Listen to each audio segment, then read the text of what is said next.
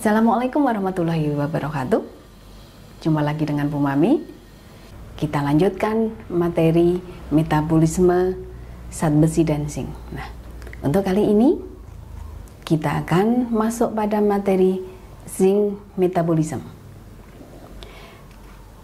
Iya, pada slide ini Anda lihat zinc roots in our body. Jadi bagaimana rute perjalanan zinc dari makanan sampai ke dalam tubuh kita, sampai ke sel target yang membutuhkan. Nah, dari makanan zinc ini diserap, ya, lalu dinding usus. Kemudian setelah diserap, maka dia akan ditransport oleh albumin dan juga transferin. Nah, bukankah di topik lalu transferin itu adalah untuk mengikat zat besi? Kenapa ini juga mengikat zinc? Nah, disinilah uniknya antara dua nutrien ini, mikronutrien ini, zinc dan zat besi itu memiliki sifat yang mirip, seperti dua sahabat lah. Jadi kadang-kadang bersaing, kadang-kadang keduanya ini saling melengkapi. Ketika tubuh kita kekurangan zat besi, kadang-kadang zinc ini bisa menggantikan. Nah, itu ketika dalam proses hemsintesis. Nah, ini transport tadi ya, sudah ceritanya setelah zinc masuk ke dalam usus, lalu dia melintasi usus dan masuk ke sirkulasi, maka dia ada yang ditransport melalui albumin, ada juga yang diikat oleh transferin. Satu lagi sebenarnya ada zinc yang ditransport oleh globulin. Nah, albumin kita sebut sebagai the major binding ligand, jadi pengikat zinc yang terbesar. Nah, baru kemudian minornya itu, yang minor adalah globulin. Kalau transferin itu jika nggak ada Fa, nah ini zinc-nya berlebih, nah transferin bisa juga mengikat zinc. Nah, kemudian ditransport ya, zinc ditransport ke liver, ya, untuk disimpan sebagai metalothionin. Metalothionin itu adalah bentuk simpanan zinc. Kalau zat besi kan tadi transfer ferritin. Nah, simpanan zinc itu metalothionin. Kemudian dibawa lagi ke pankreas. Ada zinc yang ditransport menuju ke pankreas. Nah, ini fungsi utama zinc dalam tubuh itu adalah untuk pembentukan enzim. Beberapa enzim yang dihasilkan oleh pankreas itu sintesisnya itu membutuhkan zinc. Pancreas uses zinc to make digestive enzymes and secreted them into the digestive tract. Artinya bahwa zinc itu dibutuhkan untuk pembentukan beberapa enzim yang dihasilkan oleh pankreas. Nah nanti dalam menjelaskan tentang metabolisme zinc itu ada proses yang disebut enteropancreatic cycle. Cycle ini adalah cycle atau siklus zinc dari makanan diserap ke usus, kemudian dibawa ke pankreas, lalu dari pankreas nanti akan disekresi ke saluran pencernaan dalam bentuk enzim. Nah, kemudian bisa juga setelah dari usus kemudian dibawa lagi, ya, dia diserap, kemudian masuk sirkulasi, lalu kembali lagi ke pankreas dan seterusnya. Itu yang disebut sebagai enteropancreatic cycle. Nah, kita masuk pada tahap pertama dari proses metabolisme zinc. Kita awali dari bagaimana absorpsi. Zinc absorption itu dipengaruhi oleh beberapa hal, ya, termasuk juga komposisi makanan kita. Jadi memang sifat zinc ini mirip dengan sifat zat besi. Ya. Serat dan fitat itu bisa mengikat zinc, maka dia akan membatasi kemampuan tubuh dalam menyerapnya, atau yang disebut sebagai bioavailability. Jadi apabila makanan kita berupa makanan nabati, ya, itu ada kandungan zinc-nya, maka zinc-nya itu juga diserap hanya sedikit, ya, karena ada dihambat, ada inhibitor factor.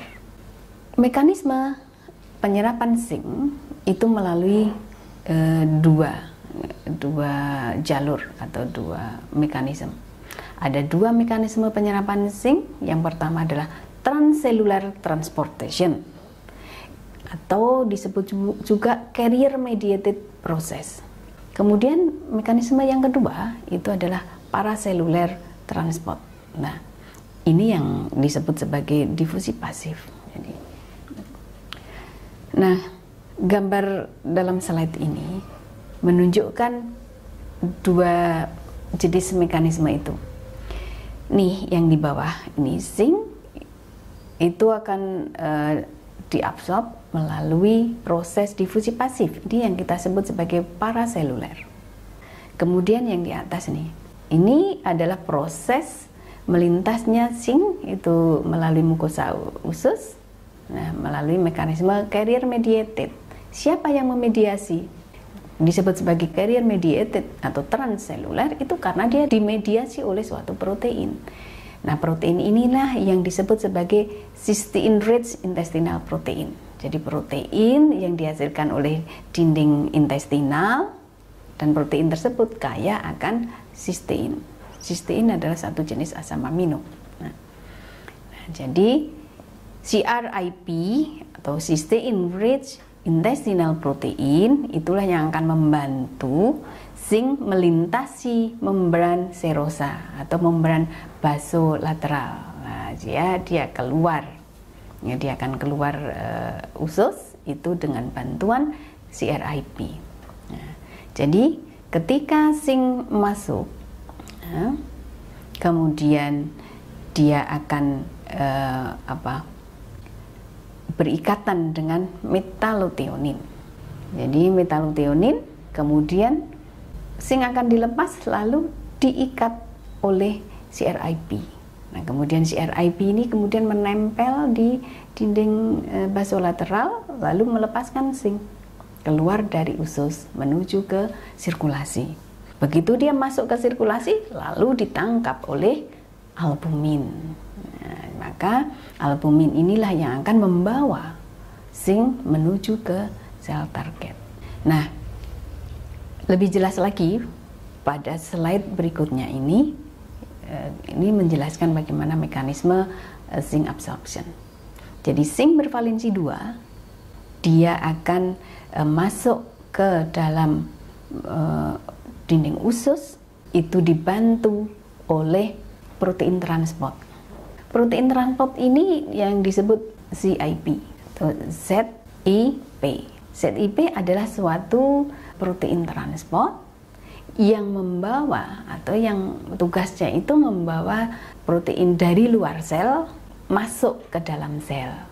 Kemudian zinc masuk, kemudian dia akan disimpan dalam bentuk metallothionin. Ya. Kalau dia diangkut oleh CIP tipe 2. Nah, ada yang di sini ada lagi jenis CIP yang tipe 1. Kalau CIP tipe 1 itu akan membawa zinc masuk ke ribosom. Ribosom adalah tempat pembentukan protein baru. Nah, makanya zinc ini berfungsi untuk membantu pembentukan protein baru. Nah, ini di ribosom. Setelah dia masuk ke dalam sel zinc tadi, kemudian dia kan harus keluar dari sel usus. Nah, ini membran basolateral di bagian akhir di luar, dia harus keluar sini. Nah, begitu saat dia akan keluar dari dinding usus menuju ke aliran darah, maka yang membantu keluarnya itu adalah ZNT, beda lagi ya. ZNT adalah suatu jenis protein transport. Dalam metabolisme zinc, itu kuncinya adalah dua protein transport, yaitu protein yang memasukkan ke dalam sel dan yang protein yang membantu mengeluarkan di dalam sel. Nah, jadi kalau yang di slide pertama tadi disebut sebagai CRIP, jadi cysteine rich protein. Nah, cysteine rich protein itu juga yang kemudian disebut sebagai ZNT. Jadi zinc transporter. Nah, ini gambar berikutnya adalah distribusi atau perjalanan zinc di dalam tubuh. Ketika zinc dari makanan itu masuk ke dalam dinding usus, dia dibantu oleh CIP. Nah, CIP itu memang jenisnya macam-macam. Ada CIP 1, 2 sampai nomor berapa gitu. Kemudian begitu dia masuk ke dinding sel usus, lalu dia harus keluar dari dinding sel usus untuk ke sirkulasi. Lah itu yang mengeluarkan itu adalah ZNT. Jadi CIP tugasnya membawa masuk zinc ke dalam sel, kemudian yang bertugas mengeluarkan zinc dari dalam sel menuju ke sirkulasi itu adalah ZNT. Kunci metabolisme zinc di situ. Ya, jadi di dalam sirkulasi maka atau di dalam plasma zinc akan diberikatan dengan albumin atau dengan globulin. Nah, kemudian baru dibawa ke sel target apa saja, bisa ke muscle atau otot, bone marrow, kemudian ada di testis, itu berarti untuk reproduksi laki-laki. Kemudian ada yang dibawa ke liver, kemudian juga ada yang di pankreas. Nah, di dalam pankreas inilah zinc digunakan untuk membantu produksi enzim. Nah, gambar ini sebenarnya adalah perbesaran dari sel di dalam pankreas ini. Ya, CIP masuk, ya, membawa zinc, CIP, kemudian dia keluar, dia akan dibawa oleh ZNT. Intinya di situ. Gampang sebenarnya penyerapan atau metabolisme zinc ini. Kuncinya adalah CIP dan ZNT. Jadi itu tadi adalah proses metabolisme zinc. Ya. Jadi sebenarnya itu nggak rumit. Intinya bagaimana kita itu bisa menengarai perjalanan atau keluar masuknya zinc. Karena ini adalah suatu unsur, maka yang dilihat adalah dia bentuknya dia dalam kondisi teroksidasi, tereduksi, begitu. Jadi valensinya, ion-ionnya yang kita ikuti. Sementara kalau metabolisme dari zat gizi makro itu pemecahannya, jadi dipecah dari suatu senyawa besar menjadi senyawa kecil. Nah, bedanya unsur, ya baik itu zat besi, zinc atau mineral yang lain, karena dia unsur maka dia yang kita ikuti adalah ionnya dalam bentuk ion. Jadi ini adalah metabolisme zinc. Nah, jadi saya ulang lagi bahwa ada dua jenis protein transport dalam metabolisme zinc, cellular zinc transporter, yaitu CIP and ZNT. Transporter CIP bertanggung jawab untuk mentransport zinc ke dalam sitoplasma. Nah, itu masuk. Jadi influx. Nah, itu kalau dari luar, ya, dari plasma masuk ke dalam sel. Tetapi kalau dia sudah berada di dalam sel, ini berkebalikan. Maka yang memasukkan ke dalam organel sel, ya, di bagian-bagian selnya itu adalah ZNT. Nah, itu kerjasama antara CIP dan ZNT. Kemudian yang protein transporter ZNT terlibat dalam berbagai proses, yaitu memindahkan dari sitoplasma ke dalam kompartemen atau memindahkan ZN itu dari yang ada di dalam sitoplasma keluar dari sel. Nah, untuk lebih jelasnya kalimat ini ada di gambar ini. Nah, ini adalah dinding sel, ya, gambar ini adalah dinding sel. Jadi ada banyak CIP, jenis-jenis CIP 1, 2, 3 dan sebagainya. Ini sebenarnya adalah transporter yang tugasnya itu di berbagai macam organ. Ya, oke, itu Anda kalau mau belajar lebih detail lagi nih di level S3 kan gitu. Jadi kita cukup tahu, Anda cukup tahu bahwa zinc itu masuk ke dalam sel dibantu oleh CIP. Ya, kemudian begitu sudah masuk ke dalam sel, maka kan tidak berhenti di sitoplasma saja, dia akan masuk ke dalam organel-organel sel. Nah, ketika dia masuk ke dalam organel-organel sel, entah itu neuron, entah itu di nukleus, entah itu di endosom dan sebagainya, atau di ribosom. Nah, maka yang memasukkan ke dalam sel, ke dalam organel sel itu adalah ZNT. Jadi CIP membawa dari plasma, jadi di luar sel. Jadi ekstra sel masuk ke dalam sel, ya. Begitu sudah di dalam sel, maka akan ditangkap oleh ZNT. Nah, kemudian ZNT akan memasukkan ke dalam organel. Nah, begitu sudah masuk di dalam organel sel, maka ketika dibutuhkan, maka zinc ini kan harus keluar dari organel sel. Nah, saat keluar dari organel sel menuju sitoplasma, itu tugasnya CIP. Nah, begitu sudah masuk ke sitoplasma, dia keluar sel, masuk ke dalam sirkulasi, maka berarti dari intrasel menuju ekstrasel, itu adalah tugasnya ZNT.